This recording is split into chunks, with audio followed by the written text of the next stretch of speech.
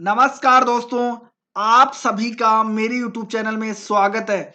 दोस्तों, सबसे पहले तो अगर आपने मेरे चैनल को सब्सक्राइब नहीं किया है, तो सब्सक्राइब बटन पर क्लिक करके सब्सक्राइब कर लीजिए और पास में जो घंटी का बटन दिख रहा है, उस पर क्लिक करके ऑल नोटिफिकेशन को ऑन कर लीजिए, जिससे मेरे चैनल से जुड़ी लेटेस्ट अपडेट आपको प्राप्त होती रहे। और वीडियो को लाइक नहीं किया तो वीडियो को लाइक कर लें, दोस्तों के साथ शेयर करें और कमेंट करके अपने विचार जरूर दें कि आपको वीडियो कैसी लगी। इस वीडियो में मैं आपको उन महत्वपूर्ण प्रश्नों के बारे में बताऊंगा जो परीक्षा की दृष्टि से बहुत ही ज्यादा महत्वपूर्ण है। मैंने इन प्रश्नों को आपके लिए छाट कर तैयार किया है।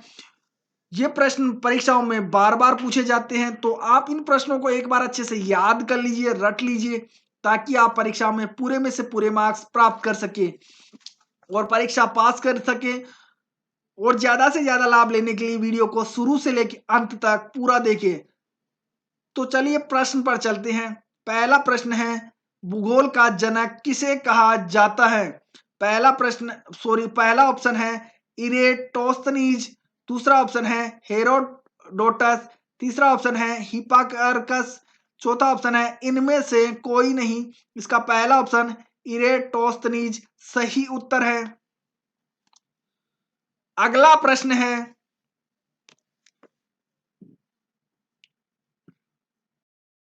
भूगोल के लिए जियोग्राफी का शब्द का प्रयोग सर्वप्रथम किसने किया? पहला ऑप्शन है हेरोडोटस, दूसरा ऑप्शन है हिकेटियस, तीसरा ऑप्शन है हिपार्कस, चौथा ऑप्शन है इरेटोस्थनीज। इसका चौथा ऑप्शन इरेटोस्थनीज सही उत्तर है। अगला प्रश्न है, मानव भूगोल का पिता निम्नलिखित में से किसको कहा जाता है? पहला ऑप्शन है कार्ल रिटर, दूसरा ऑप्शन है जीन ब्रून्स, तीसरा ऑप्शन है हमबोल्ट, चौथा ऑप्शन है हिपार्कस। इसका पहला ऑप्शन कार्ल रिटर सही उत्तर है। अगला प्रश्न है,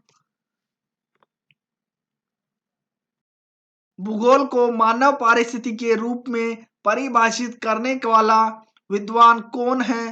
पहला ऑप्शन है हेटलर हेटनर, दूसरा ऑप्शन है जीन ब्रून्स, तीसरा ऑप्शन है एच बेरोज, चौथा ऑप्शन है इरेटोस्थनीज। इसका तीसरा ऑप्शन एच बेरोज सही उत्तर है। अगला प्रश्न है,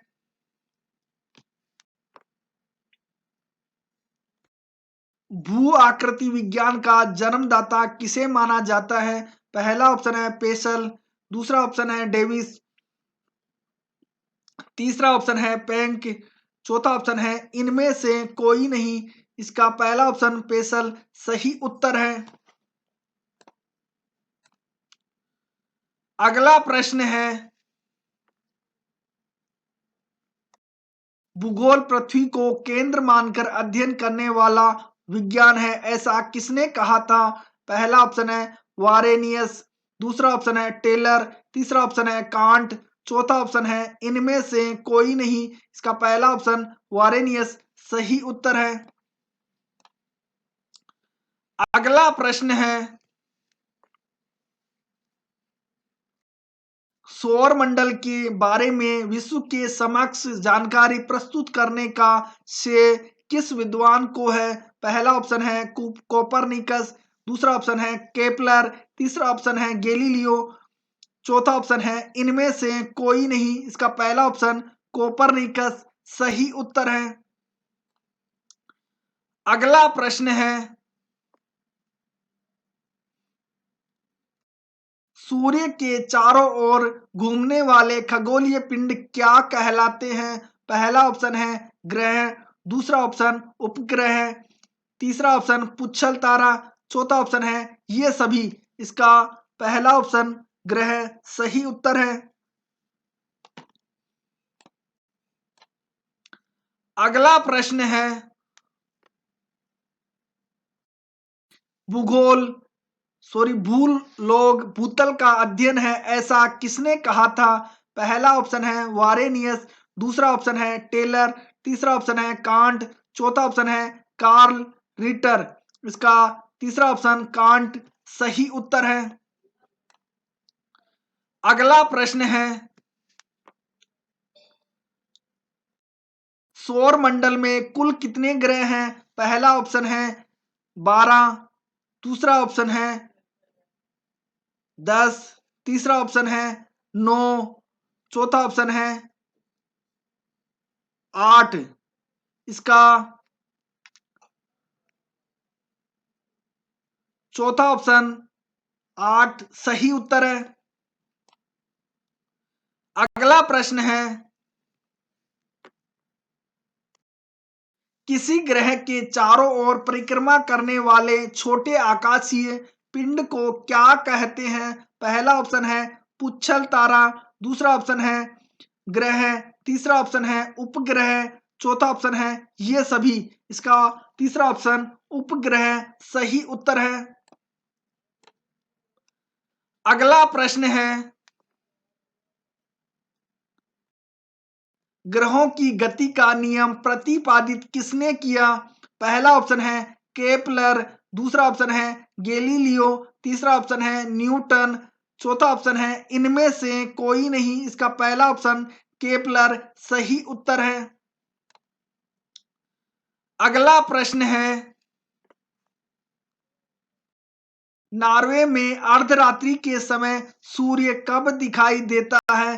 पहला ऑप्शन है 12 अगस्त, दूसरा ऑप्शन है 21 जून, तीसरा ऑप्शन है 21 जुलाई, चौथा ऑप्शन है 21 मार्च। इसका दूसरा ऑप्शन 21 जून सही उत्तर है।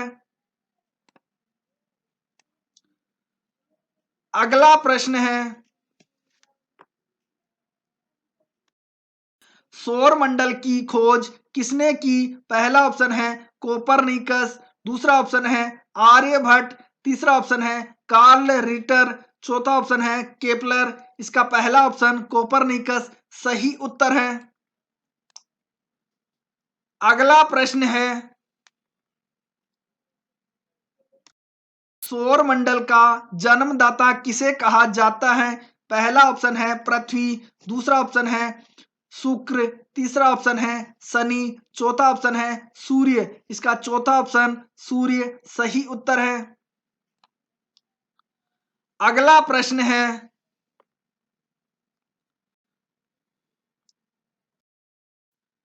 एक ग्रह की अपने कक्ष में सूर्य से अधिकतम दूरी को क्या कहा जाता है?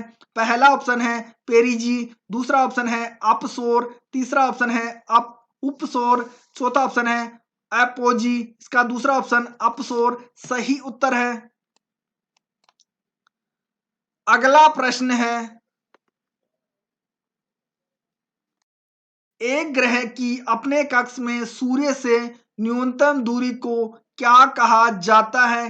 पहला ऑप्शन है उपसौर, दूसरा ऑप्शन है एपोजी, तीसरा ऑप्शन है अपसौर, चौथा ऑप्शन है पेरिजी। इसका पहला ऑप्शन उपसौर सही उत्तर है।